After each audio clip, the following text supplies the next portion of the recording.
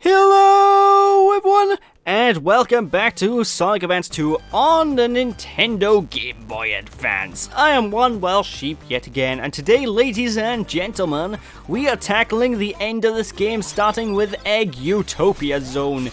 And this zone is another Death Egg-esque go through space stations, destroying badniks, collecting the rings sort of deal with gravity mechanics. This is basically yet another Death Egg Zone, you know, ladies and gentlemen. And honestly, I love this stage through and through. This is the most challenging stage in the game, without a doubt. But it is extremely fun to go through, especially when you know where all the tricks are, where all the traps are, and where you know where the bottomless pits are. And you can actually do quite a few leaps of faith during the course of this zone in terms of where the bottomless pits are in order to try and get from point A to point B ultra quickly. And basically, if you know what you're doing, this is like, if anyone's played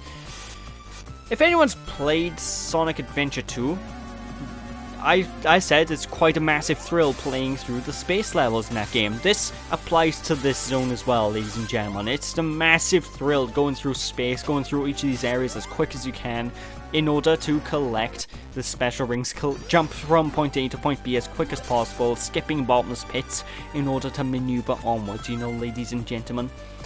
But I have to say though, however, this is without a doubt the most pain in the ass stage to get the special rings on, because the special rings are in very obnoxious locations, and this stage isn't the most straightforward one. There are tons of alternate pathways, tons of alternate routes that you will always get tricked by, especially if you're on the outside areas of this space station, because I always found myself when I was playing this game collecting the special rings, and obviously you don't get to see this because I edited out any mistakes, but I kept finding myself going in the wrong pathway. I kept going outside into space, and I kept going into the wrong way.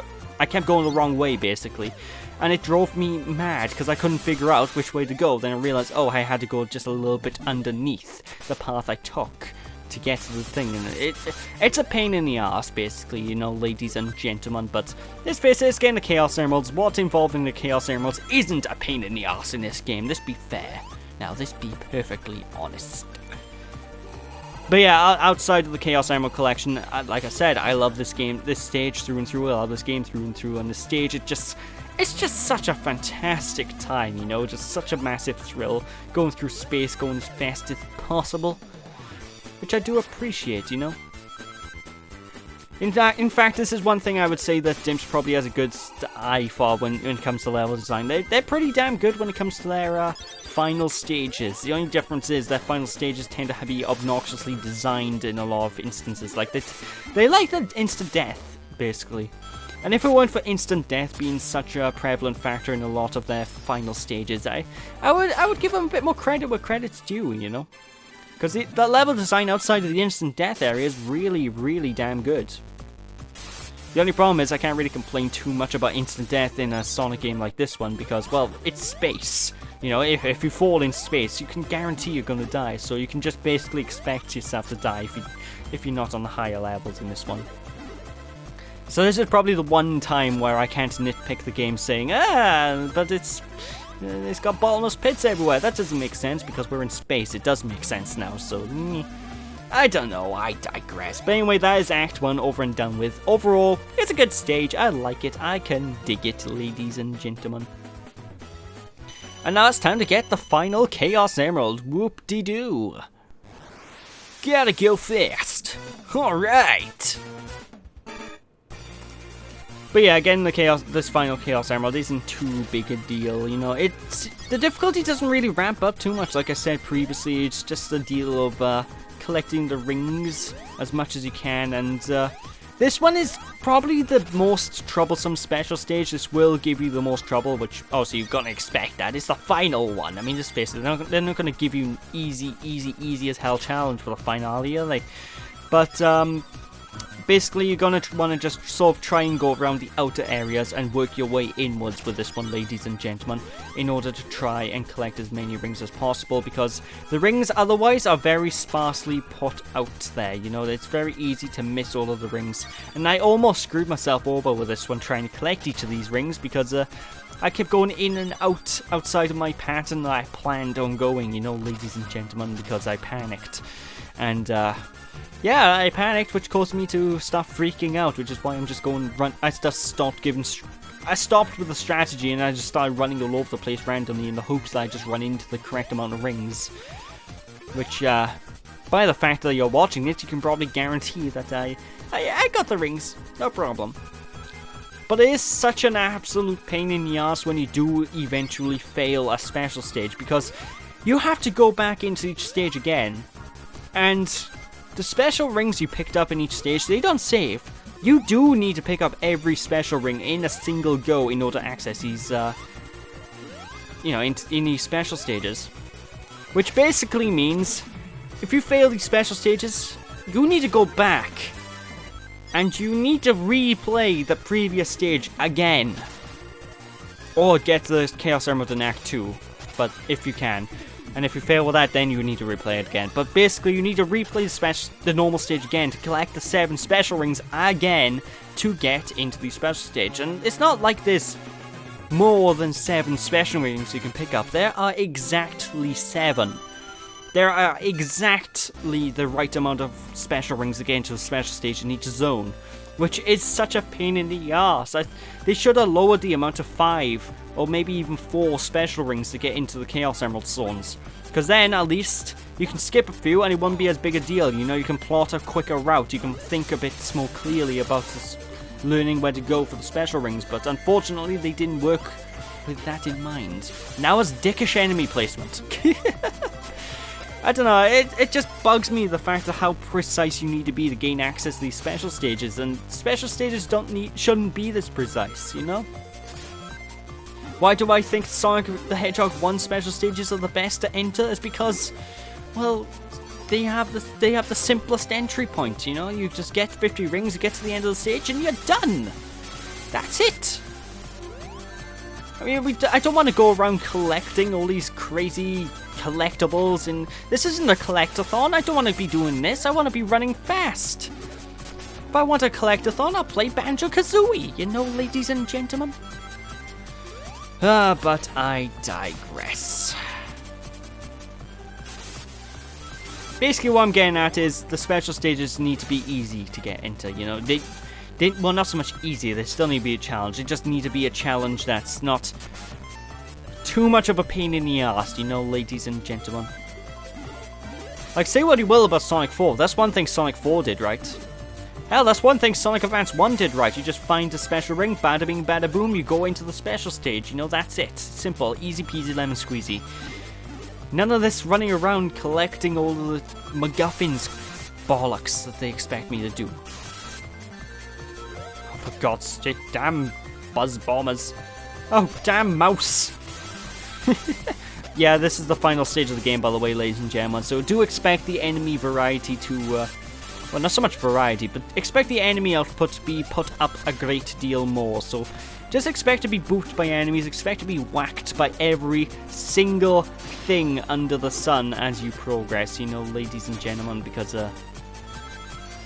well, you know, they gotta add challenge somehow, and you know what's the best ways to add challenge to video games? Make them arbitrarily more difficult with more mooks, or add in bottomless pits. Or both.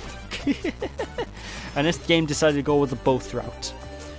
Although, with the exception of a few dickish enemy placements here and there, you know, you're never in danger of being killed by enemies, you know, you're never in danger of dying. That was my own fault. Because the enemy's killing you, you know, ladies and gents. So, yeah, there is that. Basically, you just need to be careful in this zone. That's all I'm really getting at, ladies and gentlemen. You should be fine for the most part. And yes, you are seeing it right. I did die, and I still have 9 lives at the bottom of the screen.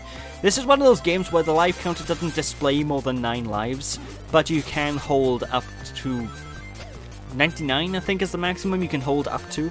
So yeah, you basically constantly have 9 lives if you play the game constantly throughout the adventure, you know, ladies and gentlemen. And this is one of those games where rings are a bit more abundant than in previous Sonic titles, which is probably why they elected to not go with the Sonic 1 style of special stage entry, but I don't care. I want the easy entry for the special stage. Make the special stages themselves a bit of a challenge, but not too much, and I'm happy. Like Sonic the Hedgehog 2, I love the special stages in Sonic 2, but I will always complain about them as well because they're too difficult for what they are.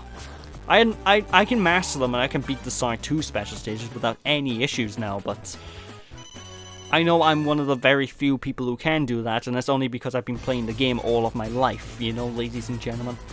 Any other person who goes into those special stages are gonna lose. Guaranteed. But I digress. Anyway, this by here, ladies and gentlemen, is the most original boss fight in the entire game, and one of my absolute personal favourite boss fights to deal with. This is the Egg Leaper Frog thing. I haven't got any, I don't know what it's actually called, so I'm going to call it the Egg Leap Frog thing. And if you press D-pad up, then you can manipulate gravity to run on the end, on the air. Not on the air, on the roof. If you press down, then you can manipulate gravity to manipulate it so you can land on the floor. So yeah, basically this is a boss fight when you're manipulating gravity, and if you're good enough at managing the jumping, you can actually stay dead in the center of the screen and sort of maneuver your way to damage Eggman in a certain way. This boss is so much fun. I love this boss fight through and through, ladies and gentlemen. It's just a pretty damn good one. What can I tell ya, indeed? Yes. Anyway, the next stage we're going up for now is the Double X Zone. This is actually a boss rush, so I'm going to play a bit of a music montage for you. Enjoy!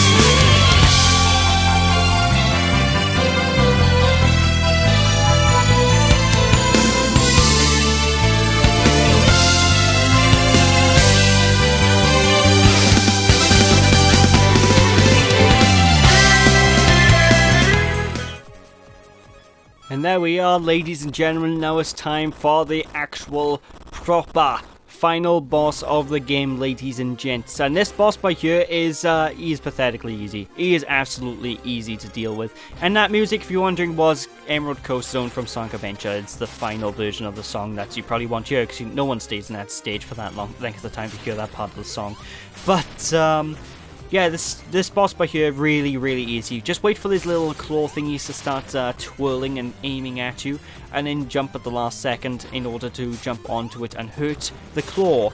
After a while, both the claws will end up being destroyed, and from that point onwards, you are going to be able to just manipulate these platforms and boop Eggman's mech in the face. From time to time, Eggman's mech will also shoot out a gigantic laser beam from his eye sockets. When he shoots out the gigantic laser beam, just don't be in the way, it hurts. It's not instant kill or anything, it just really hurts you. So, yeah, just do short hops for the most part with this one, ladies and gentlemen, until these claws are destroyed. There's the first one down. Come on, Eggman. Come on, you can shoot out the second claw. You're too slow. There we go, it's time to boop him. And just make use of your insta-shield to hit him from a little bit further away. And this boss fight is... it's easy. It's really, really, really, really easy. What I recommend doing, though, however, is jump on the platform as it's coming down and not when it's going up, because otherwise you will hit the ceiling spikes, and that's no good. You are going to get hurt if you do that. So wait until the platform comes down, jump on it, boop Eggman in the face, lather, rinse, repeat until he goes down, basically. This is all the boss fight is. This is all she wrote. It's a pretty fun but pretty simple boss. This boss fight's also interesting in the fact it's the only boss fight in the game that's you're not running, you're just staying still. You're being still for this one, so it's kind of different in that regard, which I find strange. I don't mind, to be honest, because the running boss fights do get on my nerves a little bit. Because this game still has classic Sonic physics. When you're running, sometimes your physics and momentum can be a little bit screwed and it can mess up your jumping. But hey, just a few more boops and that guy is done and dusted. What can I tell ya? We got through the final zone. Oh yeah!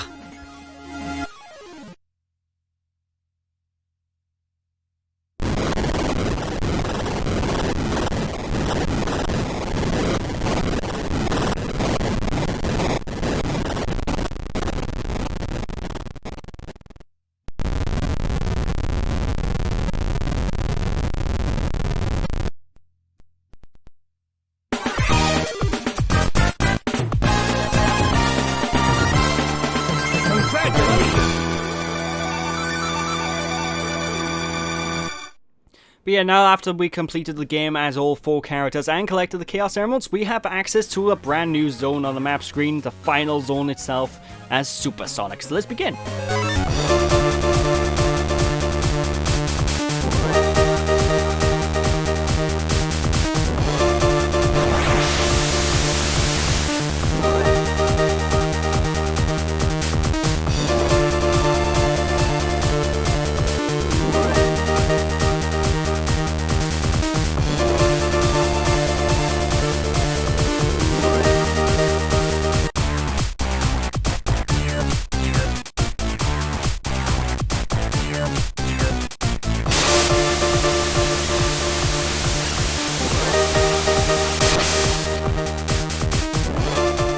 And there we are, ladies and gentlemen. Now be prepared for the best Supersonic boss battle in the entire franchise to date, ladies and gentlemen. This today is still my favorite final Supersonic boss fight, and basically for the most part we're going to be dodging all of Eggman's projectiles itself while shooting back his missiles back at his face. We push the A button to dash and we move up, down, left, right in order to move up, down, left and right.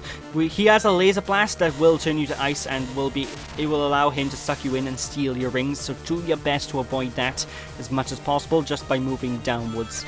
And honestly, you can't really lose rings from getting hurt with the exception of this one move, so just keep moving out the way of everything. Keep shooting his missiles back at him. This is such a fun boss fight. It has such a fantastic soundtrack. This is the highlight of Sonic Advance 2, ladies and gentlemen. I adore this boss fight. I love the theme of it. I love the whole everything. It's just such a well-made battle. And this battle is actually, if you recall, I mentioned back in the Sonic Pocket Adventure LP, at least I think I did, that the boss fight in that is a precursor to one of the best boss fights in the entire franchise, and it is. This is basically that boss fight, only taken up to 11 in terms of quality, you know, folks. From time to time as well, once you've done enough damage to him, he will do a spin attack onto you, which will make things a little bit more tricky to hit him with his missiles, but just keep booping him until he goes down, and that's all she wrote, ladies and gentlemen. We've just beat this game, hell to the yes, ladies and gentlemen.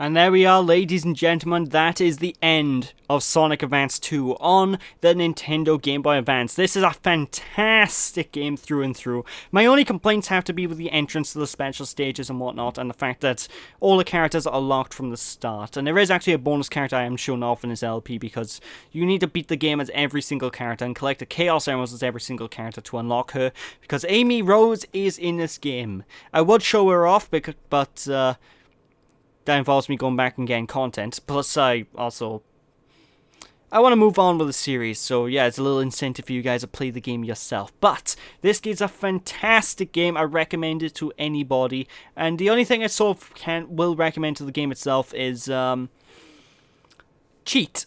Just cheat to get the Chaos Emeralds and enjoy the game for what it is outside of the special stages, because the special stages are not worth the effort. They're not worth the trouble to gain access to, you know, ladies and gentlemen. They are a massive, absolute massive pain in the ass to enter. But with the exception of that, you know, I can recommend it fully. And with that, ladies and gentlemen, that's it for this LP. So thank you all for watching. Hope you all enjoyed. Don't be sheepish, people. And the next time that we return in the Sonic franchise, we will be taking a look at the Sonic Pinball Party game for the Game Boy Advance. But I'm going to take a little break from Sonic series for a little while, so I'm going to end up... My next actual LP is going to be Bugs Bunny Lost in Time, so it's going to be a little bit of a different one. But yeah, with that, thank you all for watching again. Hope you all enjoyed. Don't be sheepish. I'll catch you all next time. Bye!